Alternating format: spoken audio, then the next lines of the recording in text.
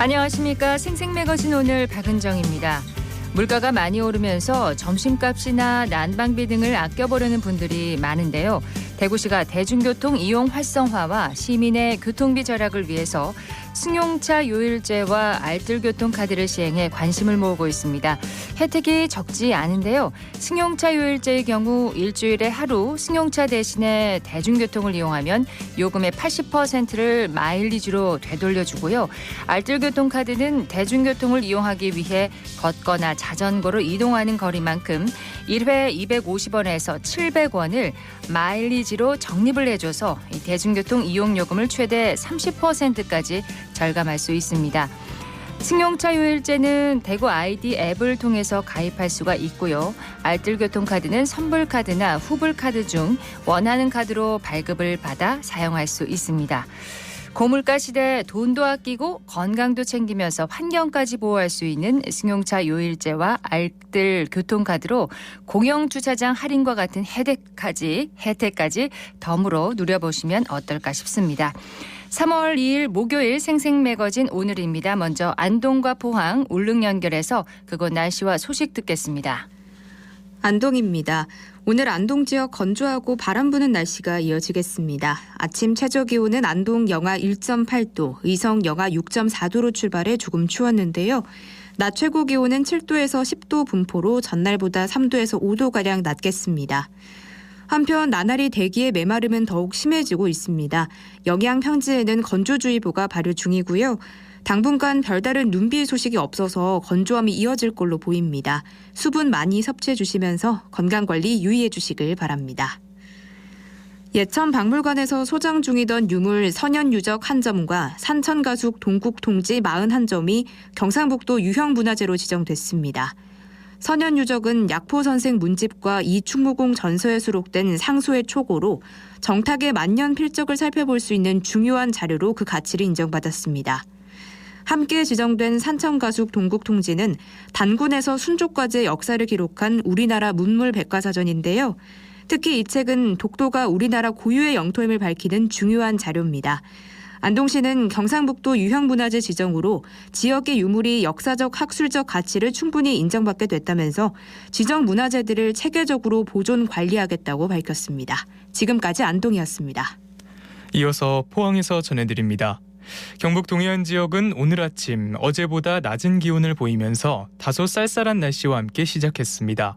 낮 기온 역시 어제에 비해서 떨어질 것으로 보여서 건강관리에 보다 신경 써주셔야겠는데요. 오늘 낮 최고 기온은 포항과 영덕이 7도, 경주 8도, 울진은 6도로 어제보다 다소 낮은 분포 나타내겠습니다. 대기질은 미세먼지 농도 보통에서 좋음 수준을 보이겠습니다. 경주시가 반려식물 관리로 어려움을 겪는 시민들을 위해 이달부터 11월까지 반려식물 치료센터 10곳을 지정 운영한다고 밝혔습니다. 반려식물 돌봄 치료 서비스는 시민이 반려식물을 가지고 치료센터를 방문하면 1인당 1개의 화분 분갈이 서비스와 병충해 예방 등 화초 관리에 대한 전반적인 컨설팅을 무료로 제공하는데요. 특히 지난해에는 이 반려식물 치료센터 서비스 3개월 만에 총 1000회 서비스가 이루어져 사업이 조기 종료되는 등의 좋은 반응을 보였습니다. 반려식물은 정서적 안정과 실내 온습도 조절, 식물의 음이온 방출과 미세먼지 흡수 등의 효과가 있다고 알려져 있는데요. 치료센터를 이용하고자 하는 시민들은 지정된 인근 치료센터에 사전 전화 예약 후 방문하시면 된다고 하니까요.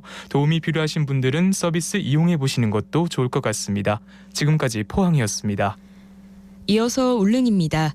울릉도와 독도는 강풍주의보가 발효된 가운데 하늘은 흐립니다. 현재 기온은 어제보다 6도 낮은 2도, 습도는 56%입니다. 풍랑주의보가 발효된 동해 중부 먼바다에는 북서풍이 불면서 2에서 4m의 높은 물결이 일고 있습니다. 오늘 운항 통제된 여객선이 있으니 선사별 확인이 필요합니다. 울릉군이 제4회 섬의 날 행사 아이디어를 공개 모집합니다. 오는 8월 8일부터 11일까지 울릉군에서 개최되는 제4회 섬의 날 행사를 앞두고 참신한 행사 프로그램을 기획하기 위한 건데요. 울릉도와 독도의 자연, 생태, 문화, 역사 등 다양한 자원들을 활용한 체험 프로그램이나 울릉도 독도 최초 타이틀과 연계 가능한 프로그램 등 울릉도 독도의 가치와 지역 정체성을 살린 아이디어를 제출하시면 됩니다. 울릉 국민이라면 누구나 참여 가능하고요. 접수는 10일까지 이메일로 신청하시거나 군청 미래전략추진단을 방문하시면 됩니다. 제4회 서메날의 성공적인 개최를 위해 아이디어 공모해봐도 좋겠습니다. 지금까지 울릉이었습니다.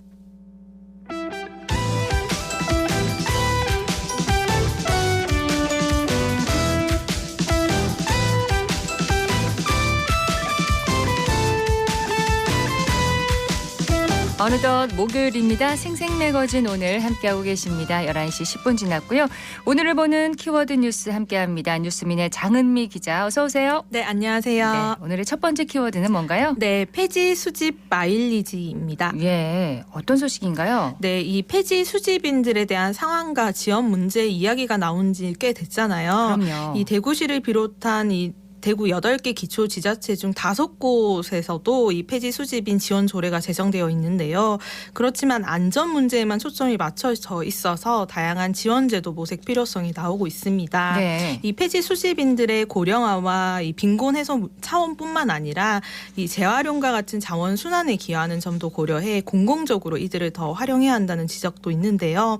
이 일부에서는 폐지 수집 마일리지 적립 제도를 시행하는 곳도 있었습니다. 네, 폐지 수집에 따라서 이제 마일리지가 적립된다는 건가요? 네네. 어떤 제도인가요? 네, 맞습니다. 이 지난해 8월부터 대구 북구 칠성동 주민자치위원회는 주민자치 사업의 일환으로 이 폐지 수집 마일리지 사업을 하고 있는데요. 이 기초생활수급자와 차상위 계층 주민이 칠성동 행정복지센터를 방문해서 이 판매 금액의 50% 또는 이 재활용품 교환 무게에 따라서 마일리지를 적립할 수 있고요. 이후 1인당 5만 원 한도로 온누리 상품권을 받을 수 있는 제도입니다. 네. 지난 2월까지 10명이 혜택을 받았고요. 관련 예산은 60만 원 정도 됩니다. 이게 그러니까 공공기관이 아니라 민간 예산으로 사업을 지원하는 건가요? 네, 맞습니다. 이 칠성동 행정복지센터 측은 이 현재 폐지 수집하시는 분들에 대한 지원이 주로 안전 문제에만 맞춰져 있어서 이 실제로 도움이 될 수 있는 게 뭘까 고민을 하다가 이런 아이디어를 냈다고 하는데요. 네. 그래서 이제 주민자치위원회에서 예산을 받아서 이렇게 실행을 하게 됐다고 설명을 했습니다. 그렇지만 이 예산이 많지 않다 보니까 행정복지센터 측은 조례 제정 등으로 예산이 좀 더 안정적으로 확보되면 좋겠다고 바람도 전했습니다. 그러면 지금까지는 이 폐지 수집인 지원 조례가 모두 안전 문제에 한정돼 있나 봐요? 네, 맞습니다. 대구시는 지난 2020년 이 폐지 수집인 안전보호 조례를 제정하고 이듬해부터 실태조사를 기반으로 안전조기 등 이 안전장비 지원에 나서고 있는 상황인데요. 올해로 3년째를 맞았습니다. 이 지원 사업은 그동안 안전장비 확대 품목을 꾸준히 늘려왔고요. 이 실제로 폐지 수집인들 손수레를 보면 네. 대구시에서 배포된 배려, 안전이라고 적힌 밴드를 쉽게 볼 수 있더라고요. 그래서 이 해당 조례에 따르면 재활용 가능 자원을 손수레 등으로 수집하는 사람으로 이 지원 대상을 정의하고요. 네. 그중에서도 65세 이상과 장애인 그리고 또 구군에서 지원이 필요하다고 인정되는 사람 등으로 한정하고 있습니다. 실태 파악이 돼 있다는 건데 대구시 지원 대상자가 지금 어느 정도 되나요? 네, 이 지난해 실태 조사에서 지원 대상자는 1,070명이었는데요. 이 대구시는 이들에게 야광 조끼를 비롯해서 야광 쿨토시, 배임 방지 장갑, 쿨스카프, 안전밴드 등을 지급했고요. 네. 이 현황 조사는 사회복지 담당 공무원을 통해서 파악이 됐습니다. 이 올해도 이달부터 실태 조사가 이루어져서 7월 중에 이 지원 계획을 수립할 예정이라고 하는데요. 이 대구 기초자치단체에서도 대구시보다 먼저 조례를 제정한 수성구와 동구가 있고요. 또 이후에 달서구, 서구, 또 최근 달성군까지 차례로 조례가 만들어졌습니다. 네. 실제로 수성구 같은 경우는 안전화, 달서구는 모자와 형광 밧줄 등을 또 추가적으로 지원하기도 한 상황입니다. 안전 장비를 확대해서 이렇게 지원하는 것도 중요하지만 실질적인 지원이 필요할 것 같은데 좀 더 공공적으로 접근을 하면 좋지 않을까요? 네, 맞습니다. 예전에 여기 대구 KBS에서도 GPS와 리어카라는 보도를 통해서 이 폐지 수집인들의 공공적 역할을 좀 강조해 주셨던 것으로 기억을 하는데요. 네. 이 한국 노인인력개발원 보고서에 따르면 이 적극적 폐지 수집 노인들이 연간 24만 6천여 톤의 폐지를 수집해서 이 전체 재활용의 16.8%를 담당하는 것으로 나타났습니다. 특히 이 해당 조사가 적극적 활동만을 대상으로 하고 또 이분들이 주로 도심에서 활동하는 것을 감안하면 실제 네. 기여량은 더 큰 것 같은데요. 그렇죠. 예, 대구 한 시민단체에서도 이 안전 문제로만 이분들의 지원으로 접근할 것이 아니라 종합적으로 좀 문제를 판단하고 파악하고 네. 필요한 지원들이 좀 다각적으로 이루어져야 한다고 했고요. 특히 고령 사회가 가속되면서 이 같은 문제를 지역 사회에서 좀 더 세밀하게 살필 필요성도 강조했습니다. 네, 이분들의 공공적인 역할도 정말 큰데 지역에서 이 같은 문제를 좀 다각도로 좀 실질적으로 살펴보면 좋겠습니다. 다음 키워드는 뭔가요? 네, AI 횡단보도입니다. 예, 대구에 도입이 되는 건가요? 네, 맞습니다. 이 대구시는 시민들의 안전한 횡단보도 보행 환경을 조성하기 위해 지능형 교통 시스템인 ITS 첨단 기술을 활용해서 AI 안전 통합 횡단보도 플랫폼 구축 사업을 한다고 했습니다. 이 시범 지역은 대구 서구 일대고요. 네. 이달부터 4개월간 7억 5천만 원이 투입될 예정입니다. 좀 생소하신 분들이 많으실 것 같은데 어떻게 안전한 이 보행 환경이 조성되는 건가요? 네, 이 이름처럼 인공지능 AI 기반의 카메라가 횡단보도 주변의 보행자와 차량을 검지해서 상황에 맞는 이 사고 예방 정보를 운전자와 보행자에게 맞춤형으로 서비스합니다. 네. 이 보행 시간 자동 연장과 무단횡단 방지 안내 그리고 우회전 차량 안내 등 횡단보도 사고 예방 정보를 제공하게 됩니다. 그렇군요.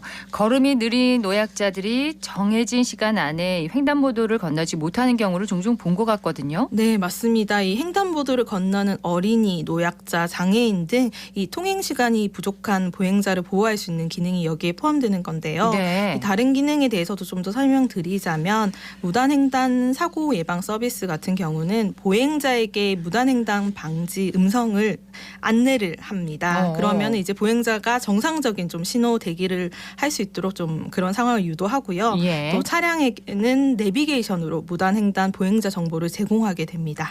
우회전 차량 안내 기능은 최근 도로교통법 개정과도 관련이 있겠네요. 네, 그렇습니다. 지난해 7월 도로교통법 개정으로 이 보행자 보호 의무가 강화된 점 모두 잘 아실 텐데요. 그럼요. 이 해당 서비스는 우회전 차량 진입 시 보행자에게 음성으로 안내해서 주의를 환기시키고 또 우회전 차량에게는 마찬가지로 실시간 보행 신호와 이 횡단보도 진입 대기 상태 등 법규에 따른 정보를 내비게이션을 통해서 제공합니다. 네. 자, 그렇다면은 대구 서구라고 하셨는데 어디에 인공지능 횡단보도가 설치되나요? 네, 이 서대구역에서 국가산단까지 이어지는 이 지능형 교통 시스템 기반의 자율주행 실증 노선과 연계성을 좀 고려한다는 계획이고요. 어린이 보호구역 횡단보도 중에 무인 단속 카메라가 설치되지 않은 12개소를 이제 시범 지역으로 선정을 했습니다. 예. 이제 이번 시범 운영을 통해서 사고 감소와 안전 강화 등 사업 효과성을 좀 분석하고요. 향후에 노인 보호 구역과 장애인 보호 구역을 포함해서 좀 확대 여부를 검토할 계획이라고 밝혔습니다. 네. 교통 안전에 이 인공지능 횡단보도가 좀 도움이 많이 됐으면 좋겠어요. 네, 이 기존의 스마트 횡단보도도 있긴 한데요. 이거 같은 경우는 개당 소요에서 예산이 1억 원이라고 합니다. 많이 드네요. 네, 근데 이번 인공지능 횡단보도의 경우 3천만 원으로 일단 비용 차이가 있어서 좀 구축 비용 절감이 있을 것 같고요. 그러니까 상대적으로 적은 비용으로도 도로 교통 안전에 좀 기여할 수 있을 것 같습니다. 네. 그리고 또 도로교통법상 표준 규격을 적용한 기능을 통합해서 구축하는 거여서 또 좀 정보 정확도도 향상될 것으로 기대가 됩니다. 네, 이번 시범 운영으로 좀 효과가 있기를 기대를 해보겠습니다. 자, 다음 키워드로 넘어가 볼까요? 네, 104.7명입니다. 104.7. 네. 이게 무슨 숫자인가요? 지난해 출생 성비입니다. 이 출생 성비는 여아 100명당 남아수를 뜻하는데요. 이 아들의 출생 비율이 역대 최저치를 갈아치웠습니다. 이 통계청이 공개한 2022년 인구 동향 조사 출생 사망 통계를 보면 이 지난해 총 출생 성비는 전년보다 0.4명 감소한 104.7명이었습니다. 네. 이 통계 집계를 시작한 1990년 이후 가장 낮은 수치입니다. 가장 낮군요. 네. 자, 그렇다면 남아 선호 사상이 좀 약화됐다 이렇게 분석할 수 있겠네요. 네, 그렇습니다. 이 1990년 당시 116.5명에 달했던 이 출생 성비는 꾸준히 낮아졌는데요. 2000년대 들어와서는 좀 안정적으로 100명대를 유지를 했고 2007년 무렵에 이 정상 범위인 103명에서 107명 안으로 진입을 했습니다. 네. 특히 셋째 이상의 성비 하락이 눈에 띄는데요. 이 1990년대 중반까지는 셋째 이후 아들이 딸의 2배 가량이었습니다. 셋째 이후가요? 네, 오. 그래서 209.7명까지 치솟기도 했고요. 네. 이를 정점으로 점점 급감하다가 2013년에 108명을 거쳐서 이듬해 정상 범위로 들어섰습니다. 꾸준하게 성비 하락이 낮아져 왔습니다. 네, 이 첫째, 둘째, 셋째 이상 할 것 없이 모두 정상 범위에 들어온 지 좀 꽤 오래됐는데요. 이 첫째, 둘째에 비해서 아직 셋째 이상의 이 감소폭이 좀 큰 편입니다. 네. 이 전체 성비에 좀 수렴하는 양상인데요. 이 전년보다 1.1명 감소해서 이제 집계 이래 최저치인 105.4명을 기록을 했고요. 셋째의 네, 감소폭이요? 이번에 예. 그리고 이제 전통 유교 사회의 이 남아 선호 가치관이 좀 약해지고 교육 수준이 높아지면서 좀 양성 평등 의식이 좀 강화된 결과로 풀이가 됩니다. 그리고 셋째 이후 자녀가 드물어진 저출생 분위기를 감안할 때 또 더는 구태여 출생 순위별 성비를 따질 필요가 없어진 상황으로도 확인이 됩니다. 네, 출생 성비 개선 어쨌든 참 다행입니다만 지금은 남아 여와 할 것 없이 저출생 문제가 또 자체가 문제가 아닌가 싶습니다. 자, 마지막 키워드 살펴볼까요? 네, 돌리네 습지입니다. 돌리네 습지. 네. 예, 어디에 있는 건가요? 경북 문경에 있는데요. 어제 문경시는 세계적으로 희귀한 이 돌리네 습지를 람사르 습지로 등록하기 위해 5월 중에 이 람사르 사무국에 등록 신청할 계획이라고 밝혔습니다. 이 문경시는 최근 습지마을 주민들을 대상으로 설명회를 개최하기도 했는데요. 이 설명회를 통해서 습지 현황과 람사르 습지 등록 기준, 절차, 향후 계획 등을 전하기도 했습니다. 네, 문경에 있는 돌리네 습지 환경적인 가치가 높나 봅니다. 네, 이 돌리네 습지는 문경시 삼북면 해발 270에서 290m의 굴봉산 정상부에 위치해 있고요. 이 산지형 습지로 면적은 49만여 제곱미터입니다. 이 돌리네라는 의미는 땅속의 석회암이 빗물이나 지하수에 녹으면서 만들어진 깔때기 모양의 우묵한 지형을 말하는 것인데요. 네. 이 통상적으로 물이 고이지 않아서 습지가 365일 형성됩니다. 이 같은 현상은 국내에서 유일하고요. 세계적으로도 희소성이 높은 것으로 알려져 있습니다. 그렇군요. 특히 이 논농사 등 경작 활동이 이루어질 정도로 매우 특이해서 전 세계적으로도 희귀하고요. 또 좁은 면적에 700여 종의 생물들이 서식해서 생물 다양성도 매우 풍부한 것으로 알려졌습니다. 예, 문경에 있는 돌리네 습지를 람사르 습지로 등록하기 위해서 추진되고 있다는 소식까지 들었습니다. 키워드 뉴스 뉴스민의 장은미 기자였습니다. 고맙습니다. 네, 감사합니다.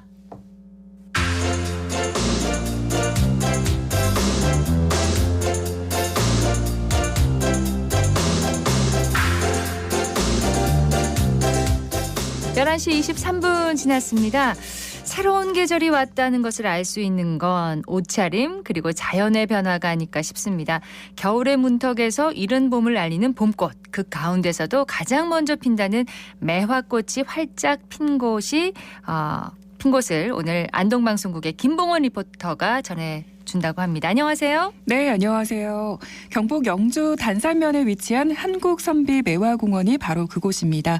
입춘이 지나면서 봄을 알리는 꽃들이 하나 둘 이 꽃망울을 터뜨리기 시작하는데요. 그 가운데서도 지금 절정인 꽃이 바로 매화입니다. 네. 영주는 선비의 고장으로도 불리는데요. 선비의 지조와 절개를 닮은 매화꽃이 한국선비 매화공원에 가득 피어났습니다. 인위적으로 영주시에서 조성을 했나 봅니다. 네, 맞습니다. 어느 정도 규모인가요? 네, 5만여 제곱미터가 넘는 부지에 조성이 됐는데요. 이곳에는 2천여 그루에 가까운 매화나무가 식재돼 있고 그중 실내 매화 분재원은 1,600여 제곱미터 규모로 170여 종의 분재가 전시돼 있습니다.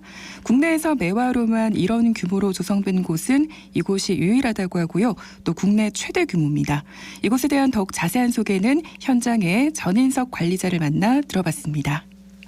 여기가 매화 분재를 다양한 품종을 좀 만나볼 수 있는데요. 매화꽃이 피고 있는 단계인가요? 일부는 개화가 좀 지난 분매도 있습니다. 하지만 지금 절정기에 가깝고 앞으로도 점차적으로 피고 있는 품종이 많기 때문에 관람하시기에는 크게 무리는 없을 것 같습니다. 영주하면은 선비의 고장이기 때문에 선비와 매화꽃이 너무 좀 닮아 있다 이런 생각도 들거든요. 네, 뗄 수 없는 관계죠. 예전 우리 선조님들께서 선비 정신에 걸맞게 옆에 두고 매화를 이제 키워하셨기 때문에 역사적으로도 참 깊은 이제 관계이기 때문에 옆에 두고 많은 분들에게 좀 알려주고 싶은 마음에 이렇게 준비를 하신 것 같습니다. 이런 공간을 또 마련을 한 거로군요. 꽃 한 송이 한 송이를 봤을 때 참 이쁩니다. 꽃이 또 거기에 극한 그 향을 어떻게 표현할 수 없을 정도로 향기롭고 제가 한번 맡아보겠습니다. 좀 되게 은은한 것 같아요. 네, 향이 자극적이지 않고. 근데 향수도 이렇게 따라갈 수는 없을 것 같습니다. 코로 이제 향기를 한번 맡아봤는데요. 붉은 매화도 있고요. 흰 색깔도 있는 것 같고 이 중에서 어떤 것들 좀 소개를 한번 해주실까요? 이제 온실에 처음에 들어오시면 제일 눈에 띄는 입구에 있는 큰 매화 분재가 있습니다. 이 분재는 수령이 450년 가까이 되는 수령으로서 분매로 이렇게 배양하고 있는 곳은 세계적으로도 참 드문 것이라고 보거든요. 그런데 분매 중간에 나무가 이제 갈라져 있는 것 같은데요. 나이가 먹으면서 벌레도 먹고 번개도 맞고 하다 보면 그 생명력이 좀 꺾이지겠죠. 그러다가 또 새순이 나오면서 또 새롭게 성장하고 이런 과정을 거치다 보니 나무들이 오랜 세월을 견뎌온 그런 것들이 눈에 보이는 거죠. 저는 그래서 이거 죽은 나무 아닌가 생각을 했는데 또 꽃을 피운 거 보니까 네네. 생명력은 그대로 잔존하고 있네요. 네네. 그래서 참 강합니다, 얘들이. 자, 이제 또 어떤 나무 한번 만나볼까요? 품종이 다양해서 네. 아까 저 품종은 뭐였죠? 그 나무는 일반 야산에 있는 야매라고 합니다. 선생님 저 이 매화 나무 이게 골홍매 수양버들 닮았어요. 네, 수양홍매라고. 진짜 수양버들 가지가 이렇게 쭉 늘어뜨린 것 마냥 제 머릿결 같기도 한데요. 네네. 이게 굉장히 신기하네요. 이 나무가 인기가 제일 좋은 나무입니다. 사실. 제가 잘 찾았어요. 네, 많은 분들이 보시고 감탄 많이 하시고 가시더라고요. 네, 약간 주산지에 있는 그 나무 같기도 하고요. 느낌이. 네. 네. 네, 이렇게 종류가 다양한 매화나무 구하기도 어려웠을 것 같아요. 네, 맞습니다. 이 한국매화연구원 원장님이 국내에서 모아온 매화 분재를 비롯해서 해외에서 수집된 매화가지를 모두 모은 거라고 하더라고요. 그렇군요. 지금이 매화 절정기라고 했잖아요. 네. 많은 분들이 찾아오실 것 같습니다. 네, 어떤가요? 지조와 절개를 상징하는 매화 팬들이 은근히 많더라고요. 이 개장 전이었지만 입소문으로 드문드문 한 팀씩 끊이지 않고 방문해 주셨습니다. 내가 품종 이름 많이 몰랐네. 여기 선생님 국내 유일 최대 규모예요. 네, 맞아요. 알고 있습니다. 네, 그건 알고 있어요. 어디서 오셨어요? 서울에서 왔어요. 숨은 이런 곳이 있는지 몰랐죠. 그럼요. 처음에 들어오는 이정표도 없어가지고. 저희는 그 KBS 라디오에서 오늘 좀 소개를 하려고 왔습니다. 네, 여기. 어떻습니까, 선생님? 사군자 중에 으뜸이라고 하면 단연 또 매화가 아닐 수 처음에 없는데요. 매가 뜨잖아요. 네. 너무 좋죠. 이렇게 만들어 주셔서 너무너무 좋죠. 우리가 이런 거를 잘 접해볼 수가 없잖아요. 근데 이제 이런 기회가 있다는 게 너무너무 좋은데. 꽃이 핀다는 건 진짜 봄이 왔다. 봄이 그렇죠. 왔음을 알리는 네, 거잖아요. 보시니까 제가 마음에도 좀 봄이 찾아온 것 같습니까? 그럼요. 그렇고 말고죠. 저 나무도 고목에서 매화가 폈는데 저도 고목이거든요. 왜 이렇게 메마르세요? 이 꽃을 보고 나이가 내 마음에서는 봄이 왔거든요.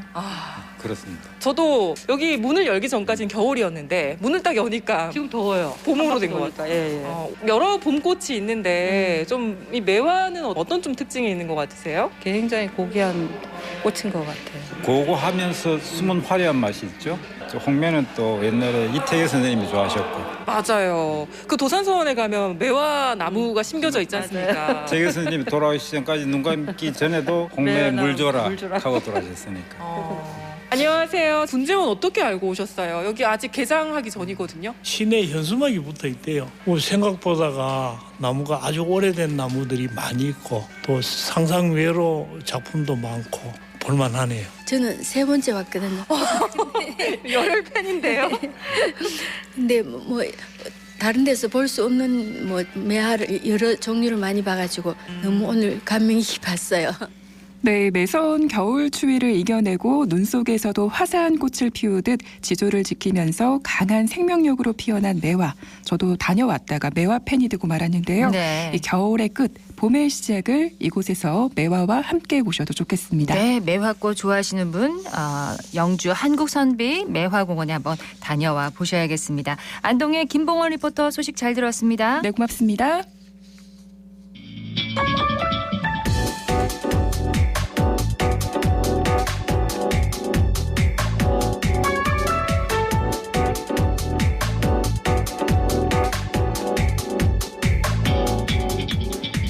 묻고 듣고 생각과 마음을 나누는 방송.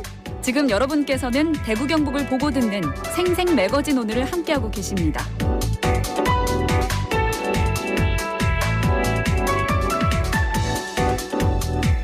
경북 울진군에서 초대형 산불이 발생한 지 1년이 됐습니다. 피해 복구를 위해서 행정력을 집중하고 있지만 원상 회복에 오랜 시간이 걸리는 상황인데요. 울진군의 김진국 산림과장 연결해서 관련한 얘기 들어보도록 하겠습니다. 김 과장님 안녕하십니까? 네, 안녕하십니까? 자, 지난해 발생한 울진 산불 사상 최악의 산불로 기록이 됐습니다.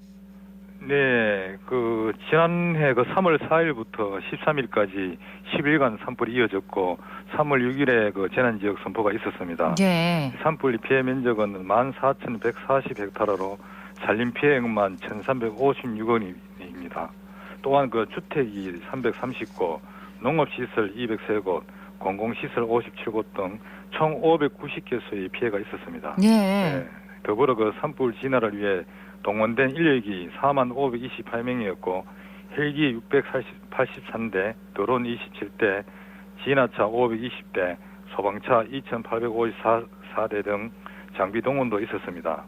이처럼 역대 최장기간 산불로 기록된 만큼 네. 현재도 피해 복구를 위해 최선을 다하고 있습니다. 피해 복구가 아직까지도 이어지고 있군요. 네네. 자, 이렇게 큰 피해를 남긴 만큼 원인을 밝히는 데 참 많은 관심이 모아졌는데 원인이 밝혀졌나요? 네, 아쉽지만 현재까지 특별한 것을 발견하지 못해서 결론이 난 것은 없습니다. 그렇군요. 네, 지금 산림당국이 국립과학수사연구원, 경찰, 산불방지기술협회 등과 합동으로 최초 발화 추정 지점인 울진군 북면 두천리에 감식을 했지만 폐쇄회로 분석 등을 통해 불이 시작될 당시 인근 도로를 지난 차량 4대를 추적해서 운전자나 동승자 등 상대로 해서 참고인 조사도 벌였습니다. 네. 물론 탐문 수사도 진행했지만은 별다른 특이점을 발견하지 못했습니다. 또한 번개나 페트병 등에 의한 자연 발화 가능성도 조사했지만은 뚜렷한 증거를 확인하지는 못했습니다. 예. 그렇군요. 원인을 정확하게 밝혀내지 못했군요. 아직까지. 예. 마을이 불길에 휩싸이면서 주민들의 피해도 컸습니다. 어느 정도였나요? 예, 지난 산불로 발생한 울진 지역 이재민은 181가구, 이 가운데 16가구는 이제 주택을 지어서 복귀했고, 예. 1가구는 이제 사망하셔서 이제 현재 164가구가 171채 임시조립주택에 머물고 있습니다. 이재민들이 하루빨리 일상으로 돌아갈 수 있도록 우리 전담 태스크포스 팀을 구성해 상시 방문하고 있으며 생활의 불편을 최소화하기 위해 계속 노력하고 있지만은 이재민들의 불편과 고통은 이루 말할 수 없는 상황입니다. 네. 현재 군에서는 전기요금과 난방비 일부를 지원하고 있고 올 4월 말까지인 임시조립주택 1차 사용 기간이 끝나더라도 1년 더 사용할 수 있도록 할 방침입니다. 지금 164가구가 임시주택 조립주택에 머물고 있군요. 네네. 새 집을 지어야 하는데 상황이 여의치가 않은가 봅니다. 예, 지금 현재 정부 지원금과 성금도 있지만은 건축비가 요즘 워낙 비용이 치솟아서 예. 돈만으로 집을 짓기가 어려운 상황이라고 합니다. 그렇군요. 산림복구는 어떻게 이루어지고 있습니까? 예, 울진군은 우리가 계획적이고 효율적인 피해지 복구를 위해서 산림청과 협조하여 산림복구 기본계획을 수립하였습니다.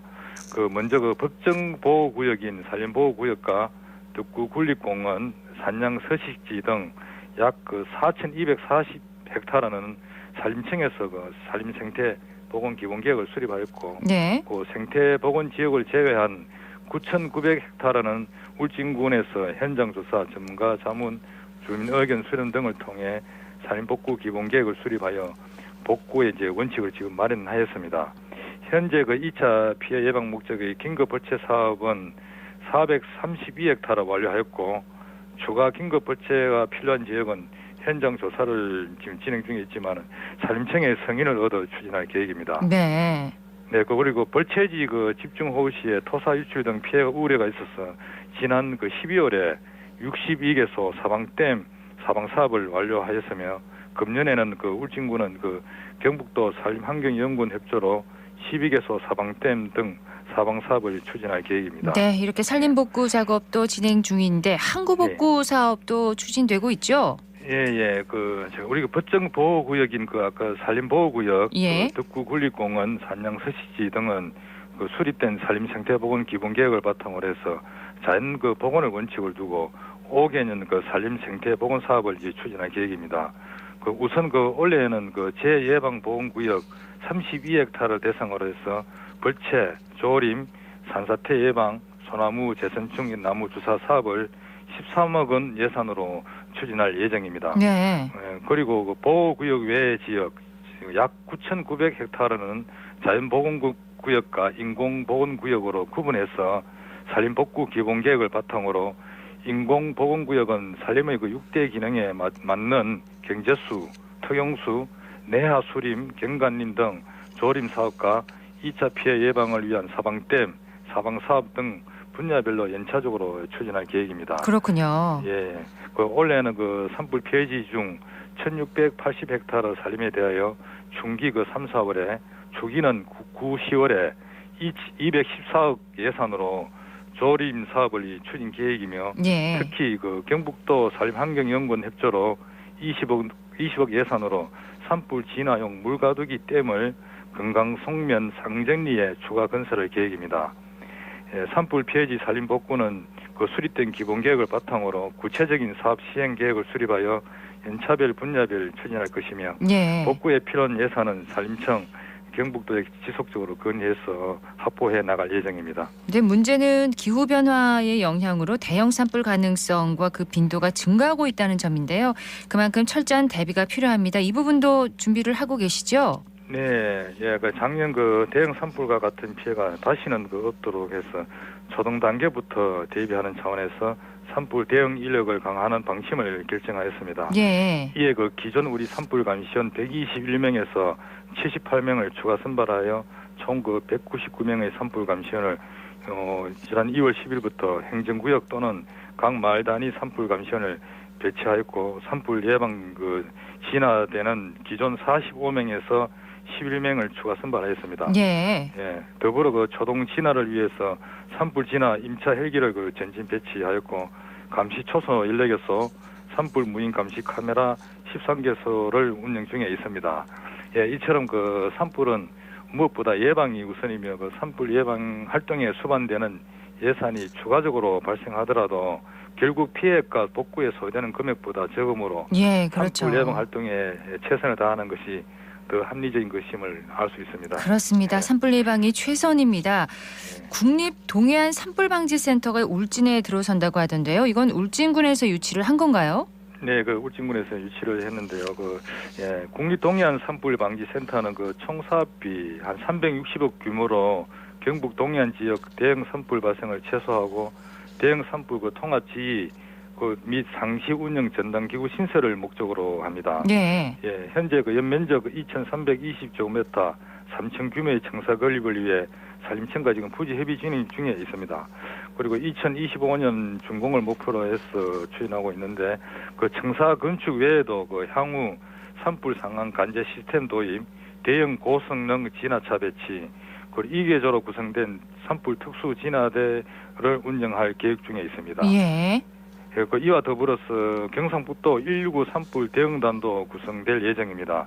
그 올해부터 4년간 총 사업비 720억 원으로 연면적 5,290제곱미터 규모의 119 산불 특수 대응단 청사를 신축하고, 그 1만 리터의 담수량 항송거리 900km, 네. 탈승 인원 20명 이상 되는 대형 소방 헬기를 보강해서 도내 주 야간 대응 산불 대응을 주 목적으로 합니다.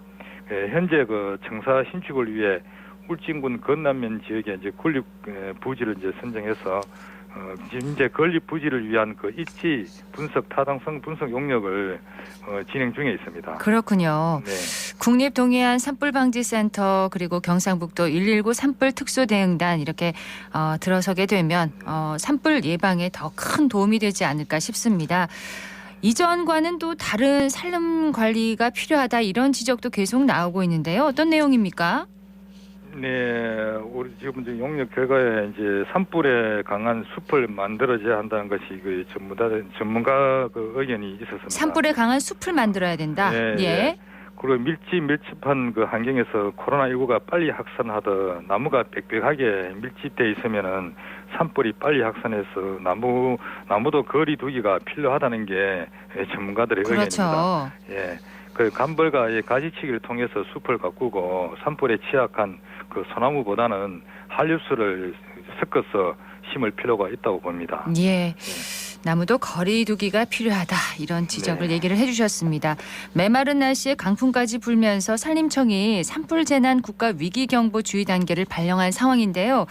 자, 산불을 막기 위한 지자체 대비와 노력이 무색해지지 않도록 모두가 관심을 갖고 불씨 관리 잘 해주셔야겠죠. 네, 네 맞습니다.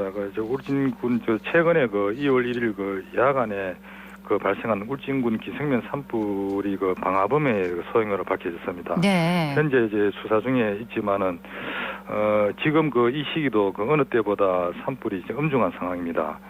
매년 우리 산불 예방을 위해서 우선적으로 산림연젖지 화목보호를 점검하고 산불 주요 원인인 영농 부산물 소각 방지를 하기 위해서 미리 올해는 우리 988농가 516톤의 영농부산물 파쇄 작업을 진행하였습니다. 네. 이처럼 산불 예방 활동에 주력한다 해도 개개인이 불씨 관리에 소홀히 한다면은 대형 산불은 막을 수는 없습니다. 예, 우리 숲을 지키기 위해서 개인의 생명과 재산의 보호를 위해서라도 국민 모두가 이 긴장감을 놓지 않고 산불 예방에 힘을 모아주시면 감사하겠습니다. 오늘 말씀 고맙습니다. 네, 감사합니다. 예, 경북 울진군에서 초대형 산불 발생한 지 벌써 1년이 지났습니다. 피해 복구를 위해서 행정력을 모두 집중하고 있지만 이 원상 회복에 오랜 시간이 걸린다는 상황 얘기를 해주셨고 산불 예방 시스템이 어떻게 지금 마련되고 있는지 설명을 들었습니다. 울진군의 김진국 산림과장이었습니다.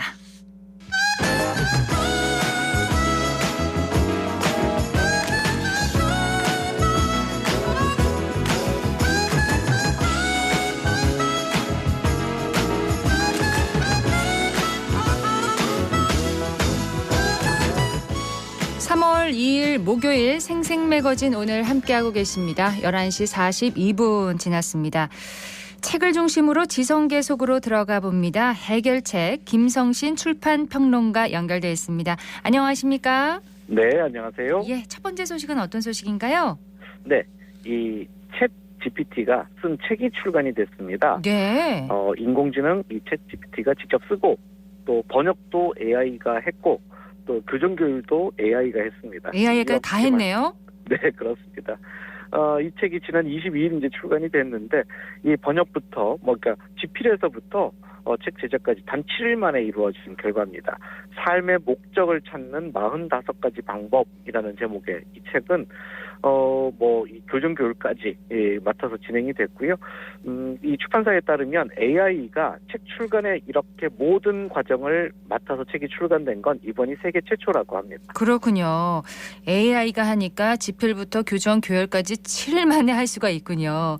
기획 의도도 궁금합니다. 네, 이 출판사 측에서는 이 책은 책을 만드는 출판인, 기획자 개인과 또 대중의 궁금증에 직접 뛰어들어 보려는 일종의 직업적 탐험에서 기획이 됐다 이렇게 설명을 하면서 그러니까 AI가 쓴 원고와 실제 인간 저자가 쓴 원고를 어떻게 판별할 수 있을까 하는 그 궁금증에 답을 얻기 위한 그런 실험이었다라고 전했습니다. 네. 책은 보통 뭐 아무리 빨라도 쓰는 거에서부터 책 출간까지 수개월이 걸리거든요. 그렇죠. 이 책 출간 과정을 단 7일로 줄였다는 것이 정말 대단한 면들이 있고요. 사실 이 출판사에 따르면 뭐 집필, 번역, 검수까지 고작 30시간밖에 소요되지 않았다고 합니다. 네. 그 이후에 7일이나 걸린 건 인쇄, 제본 이런 공정 과정 때문인 거고요. 이렇게 해서 단 7일 만에 이제 첫 판매가 가능하게 된 이런 상황이라고 합니다. 네. 챗 GPT가 쓴 자기계발서 내용이 궁금합니다. 네. 일단 책의 한 대목을 제가 잠깐 읽어드리겠습니다. 좋은 관계를 구축하고 유지하는 것은 시간, 노력, 그리고 헌신이 필요하다. 그것은 다른 사람을 위해 관계를 강하게 유지하기 위해 여러 역할의 헌신을 필요로 한다. 정직, 존경, 신뢰의 기반 위에 세워진 진정한 관계에 있어서 이러한 헌신은 특히 중요하다. 네. 이런 대목이 있는데요. 구분 잘 안 가시죠? 사람이 썼는지 모르겠어요. 네. 이 책은 이렇게 총 45개 챕터를 통해서 뭐 인연, 만족, 행복 이런 게 그 주제를 가지고 분명한 목적 의식을 갖고 행복한 삶을 꾸리는 그런 방법에 관한 조언을 건네는 그런 형식의 이 자기계발서 형태를 갖고 있습니다. 네. 챗 GPT에 챕터별로 원고를 요구했고요. 그렇게 해서 나온 그 글을 그대로 실은 겁니다. 인쇄는 정가의 3%로 따로 책정했다고 하는데요. 그럼 인쇄를 누굴 줘야 하나? 그러네요. 출판사는 이 인쇄 수입을 챗 GPT의 이름으로 트르기의 지진 피해 상금으로 기부할 예정이라고 합니다. 다행입니다. 좋은 곳에 사용이 되니까요. 자, 네. 이어서 오늘의 해결책으로 가볼까요? 네, 책 소개에 앞서서 제가 질문 먼저 한번 해보겠습니다. 네. 본인은 착한 사람이라고 생각하십니까? 정말 어려운 질문인데요. 네. 저도 잘 모르겠습니다. 나는 악당이야 하는 사람은 없죠? 없겠죠. 네. 그래서 혹시 그러면 이 본인은 내가 착한 사람이라서 너무 많은 걸 손해보는 것 아닌가? 이럴 땐 내가 너무 착해서 손해본 것 아니야? 이런 생각을 해보신 적이 한 번쯤은 있으시겠죠? 한 번쯤은 있는 것 같아요. 네.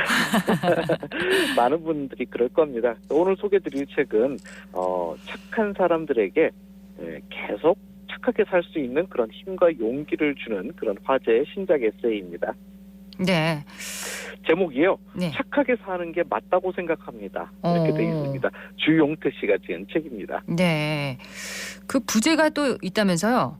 싸우지 않고 이기는 따뜻한 힘의 원리라는 부제가 눈길을 끌죠. 예. 부제가 더 끌리는데요?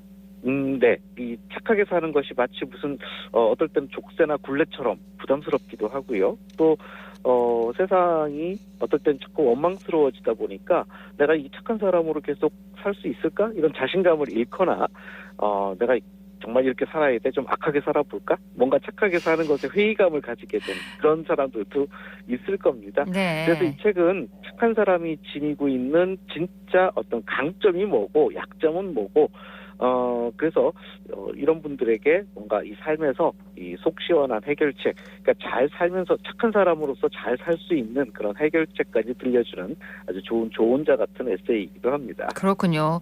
착하게 살다가 실망한 사람들에게 해결책을 제시해준다. 이 내용이 참 궁금합니다. 이 책의 결론부터 말씀을 드리면 우리가 지금 살고 있는 이 세상은 이미 그러니까 착하지 않으면 절대로 성공하지 못하는 세상이라는 거고요. 착하지 않으면 성공하지 못한다. 네. 네. 성공은 고사하고 착하지 않으면 앞으로는 뭐 생존조차도 어려울 수도 있다. 저자는 이렇게 이야기를 합니다. 이런 이야기들을 생각하게 된 이 계기가 있었다고 하는데요. 저자는 우연히 SNS 동영상 콘텐츠를 보다가 그 네. 내용에 귀를 의심했다고 합니다. 왜냐하면 이런 내용이 나오고 있었다고 하는데요. 착한 사람과는 절대 결혼하지 마세요. 착한 사람은 죄인입니다. 착한 사람은 호구고 이 사회의 천덕꾸러기입니다. 뭐 이런 내용들이 나오더라는 거죠. 일단 저자는 어떻게 저런 말을 저렇게 버젓이 할 수 있나 놀랐는데 이 동영상 콘텐츠에 달려있는 댓글들을 살펴보면서 더 놀랐다고 합니다. 왜냐하면 네. 수많은 사람들이 바로 이 말에 너무 맞장구를 치면서 동의하고 있었기 때문인데요. 뭐 저 완전 결혼 잘못했어요. 뭐 제 남편 사람은 착한데 답답하고 무능해요. 뭐 이런 이야기들이 네. 줄을 잇더라는 겁니다. 그런데 저자는 이 시점에서 곰곰이 생각해봤습니다. 그러니까 정말 이 말들이 사실일까? 착한 사람들은 정말 바보고 실패자고 호구고 그럴까? 하지만 이 저자가 생각 끝에 내린 결론은 아니다. 절대로 그렇지 않다라는 결론을 내렸다고 합니다. 절대로 그렇지 않다. 이렇게 네. 결론을 내린 판단한 근거가 있겠죠? 네, 여러 가지 구체적인 결론 어떤 그 증거들도 제시를 하고 있고요. 근데 우선 책 속에서는 이렇게 설명하고 있습니다. 한 대목을 제가 잠깐 읽어드리겠습니다. 검투사가 가장 일찍 죽는다. 가장 오래 살아남아 싸운 사람의 경기 기록은 40번이었다. 게다가 싸움의 후유증으로 후손도 제대로 남기지 못하고 사라진다. 그렇다면 누가 가장 오래 살아남을까? 평범한 관중들이다. 힘이 세지 않기 때문에 검투사가 되어 싸울 일도 없고 누가 그들을 죽이려 하지도 않으며 후손도 번식해 나간다. 그래서 항상 평범한 대중의 숫자가 가장 많다. 자연이 만들어 놓은 생존의 법칙은 우리의 상식을 초월한다. 싸움 잘하는 사람이 살아남는 것이 아니라 착하고 평범하게 사는 사람들이 마지막까지 살아남는다. 이런 대목이 있습니다. 네, 맞네요. 맞는 말입니다. 그렇죠. 설득이 되죠? 네. 저자는 우리 시대의 영웅들을 근거로 설명합니다. 우리 시대의 영웅들, 가령 김연아, 유재석, 손흥민, 김연경 이런 분들. 네. 그러니까 이런 분들을 보면 착한 사람들이 성공 반열에 오른다라는 것을 우리가 쉽게 알 수 있지 않냐라고 책에서는 설명하는데요. 그러니까 만약 이런 분들, 그러니까 수없이 많은 사람들의 시선 속에 항상 놓여져 있는 사람들이 뭔가 악의를 갖고 살았거나 아니면 가식으로 이것을 자기의 신의 어떤 악한 면들을 가리는 이런 사람들이었더라면 네. 지금과 같은 그런 대중의 호응이나 인기는 불가능했을 것이다. 저자는 이렇게 설명합니다. 진정으로 착한 사람들이 있고 이 진심을 그 수많은 사람들이 늘 보고 있기 때문이라는 그렇죠. 거죠. 네. 그래서 오히려 반대로 이 착하지 않은 행동이나 가식적인 행동 때문에 이 한순간의 명성을 잃고 쫓겨나듯이 사라진 그런 유명인들도 너무나도 많지 않느냐. 그렇죠. 예. 이런 면만 보더라도 이제 그 착한 사람들이 이제 앞으로는 생존에 훨씬 더 유리한 것을 보여주는 중요한 사례라는 것이죠. 그러면 유명인들의 경우가 특별한 게 아니라 더 보편적인 현상이라는 건가요? 예, 그렇습니다. 저자는 우리를 둘러싼 이런 현상이 바로 이 세상이 달라지고 있는 하나의 상징적인 현상이다라고 이야기를 합니다. 네. 그래서 이 엄청난 변화를 우리가 빨리 실감하고 여기에 맞춰서 살아야 한다라는 겁니다. 물론 이 착한 사람이라고 모두 다 잘 되고 모두 다 성공하지는 못할 수도 있죠. 하지만 착하지 않으면 성공은 없다라는 것은 확실하다라는 겁니다. 예. 책의 제1장은 이렇게 해서 이 세상에 점점 착한 사람들의 세상이 되어간다라는 것을 여러 가지 실제 사례들을 통해서 증명을 해나가고 있습니다. 상당히 설득력이 있는데 그 뒤로 이어지는 내용도 궁금합니다. 제2장에 가면 착한 사람들을 5가지 유형으로 분류하고 있기도 하고요. 그래서 그 특징을 분석합니다. 또 뒤에는 착한 사람들이 지닌 어떤 강점들이 무엇인지 이런 부분들을 설명하기도 하고요. 네. 또 착한 사람들이 반면에 저지르는 치명적 실수들도 있다고 합니다. 그래서 여러 경류를 통해서 이런 실수들, 착한 사람들이 쉽게 저지를 수 있는 실수들은 어떻게 해결할 수 있는지 이런 점들을 설명하고 있기도 하고 네. 또 착하게 살려면 이 나쁜 사람들과 뭔가 대적해야 되죠. 이게 이 나쁜 사람들을 어떻게 대처해야 하는지 또 마지막에 가면 착한 사람으로서 우리가 강하게 좀 강인하게 살아갈 수 있는 그런 방법도 아주 다각도로 제시를 하고 있었습니다. 상당히 내용이 구체적이네요. 네, 그렇습니다. 네. 착한 사람을 사전적 정의로 설명하면 우리가 보통은 언행이나 마음씨가 곱고 바르며 상냥한 사람이다 이렇게 보통은 설명하는데 이것을 이제 유약한 사람을 착한 사람으로는 오해하지 말라라고 이야기하는 대목도 인상적이었습니다. 네. 그리고 또 무조건 남 앞에서 굽실거리는 일종의 예스맨들은 그 사람들은 착한 사람이 아니고 또 유유부당함이라든지 무기력함 이런 것들을 또 착함으로 왜곡해서도 안 된다라고 혼동되는데요. 그러면 정의가? 네. 그래서 착한 사람은 유약하다. 착한 사람은 소신이 없다. 착한 사람은 무기력하다. 이런 말들은 사실이 아니다. 그래서 저자는 착한 사람들이 과연 어떤 사람인지, 어떤 사람이어야 하는지 이런 것들을 자신의 문장으로 다시 정리하고 있었는데요. 네. 이렇게 쓰고 있었습니다. 바르고 상냥하고 온화하고 온하지 않고 정직하고 남에게 유익을 주기를 좋아하고 그다음에 마지막에 중요한데요. 대체적으로 수용적인 사람. 네, 이것이 대체적으로 새로운... 수용적인 사람. 네, 네. 그렇습니다. 예. 그러면은 예스맨이란 뜻인가요? 그러니까 예스맨은 착한 사람 아니라고 이 책에서는 정확하게 그렇습니까? 이야기하고 예. 있습니다. 예, 좀 어렵습니다. 자, 그럼에도 착한 사람이 손해보고 또 못된 사람이 잘 나가는 것처럼 보이는 이유는 뭘까요? 저자는 그 이유에 대해서 당장 보기에만 그렇다라고 강조를 합니다. 그러니까 착한 사람과 못된 사람의 가장 큰 차이는 바로 기간이라고 설명하는데요. 기간이요? 그러니까 단기적으로 보면 착한 사람이 불리하지만 장기적으로 보면 결국 착한 사람이 성공한다라고 여러 가지 논거를 통해서 설명하고 있고요. 네. 근데 사람들은 이 나중을 보지 않고 당장 좋으면 다 좋다라고 그래서 착각하는 것이고, 그래서 착한 사람은 늘 손해보고 악한 사람은 늘 이긴다 이렇게 판단한다라는 건데요. 하지만 이 착한 사람이 성공한다는 것은 그저 희망 섞인 막연한 주장이 아니라 명백한 현실이고 실제다라고 저자는 여러 논리와 또 사례를 들어서 이 책에서 설득하고 강조하고 있었습니다. 기간이 가장 큰 차이라고 하셨잖아요. 착한 사람과 못된 사람의 가장 큰 차이. 좀 더 기다려야 되겠네요. 때가 올 때까지. 네, 오늘은 주용태 작가의 착하게 사는 게 맞다고 생각합니다를 만나봤습니다. 김성신 출판평론가였습니다. 고맙습니다. 네, 고맙습니다. 11시 55분 지나고 있습니다. 이 시각 교통 상황 듣겠습니다. 서한나 리포터. 네, 시내도로 정보입니다. 신천대로 서대구 나들목 방향 침산교 지하차도 일대입니다. 차량 가득 몰려 답답하게 이동하고 있는 모습이고요. 명덕로 계명내거리에서 명덕내거리 방향으로는 신호주기에 따라 밀림과 풀림 반복하고 있습니다. 달구벌대로 용산내거리에서 206 내거리 방향입니다. 206 내거리 목간 지점 가장자리 차로에서 작업 중입니다. 이 구간 지나실 때 유의하시기 바랍니다. 중앙대로 산격청사에서 대구역 내거리 방향으로는 흐름 괜찮고요. 팔달교 위쪽으로도 양방향으로 막힘없이 지나고 있는 모습입니다. 계속해서 고속도로 상황입니다. 경부고속도로 양방향으로 제속도 내서 지나실 수 있고요. 중부내륙고속도로 창원 방향으로 성선아들목에서 서대구 영업소까지 잠시 속도 줄여가겠습니다. 차간거리 넉넉히 두시면서 안전운전 하시기 바랍니다. 지금까지 이 시각 교통정보였습니다. 어린이 보호구역 안에 어린이 보행 교통사고가 방과 후 시간대인 오후 2시에서 6시에 집중되는 것으로 나타났습니다. 오후에는 학원 이동이나 놀이 같은 어린이 야외 활동이 많고요. 오전보다 교통안전관리가 미흡하기 때문으로 분석되는데요.